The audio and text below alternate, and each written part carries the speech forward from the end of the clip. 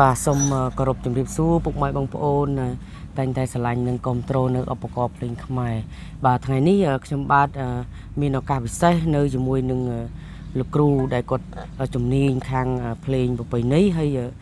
គាត់ឈ្មោះលោកគ្រូសយអញ្ចឹងថ្ងៃនេះខ្ញុំបាទសូមបង្ហាញនៅត្រូមួយដើមដែលជាលក្ខណៈពិសេសបងប្អូនបាទគឺធ្វើអំពីឈើកញ្ញូងបាទលលាក៏កញ្ញូងដងក៏កញ្ញូងពលួតក៏កញ្ញូងដែរបាទលក្ខណៈពិសេសមួយទៀតគឺក្បាច់ដងរបស់វាគឺឆ្អឹងបាទក្បាច់ពលួតក៏លាយជាមួយនឹងឆ្អឹងដែរបាទក្បាច់គោដងនេះក៏ឆ្អឹងដែរបាទហើយនឹង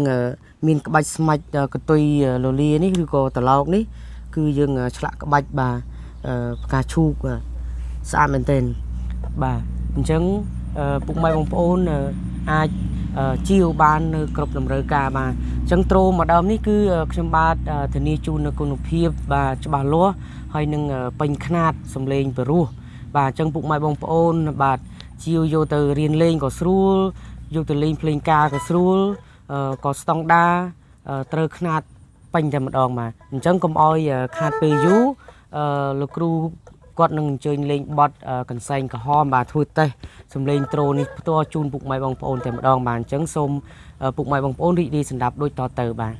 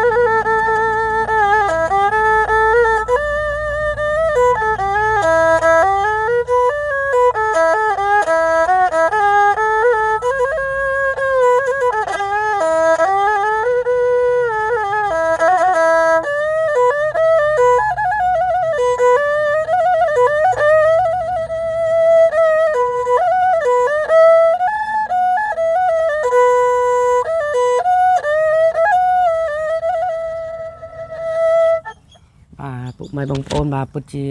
ពីរោះមែនទែនទឹកដៃលោកគ្រូគឺសំលេងពីរោះត្រូក៏ពីរោះទឹកដៃក៏ពិសេសបាទពុកម៉ែបងប្អូនបាទសង្ឃឹមថាពុកម៉ែបងប្អូនបាទពេញចិត្តបាទជួយ like ជួយ share វីដេអូនេះបាទជាពិសេសនឹងគឺជួយគ្រប់គ្រងនិងស្រឡាញ់និងអភិរក្សភ្លេងខ្មែររបស់យើងទាំងអស់គ្នាបាទ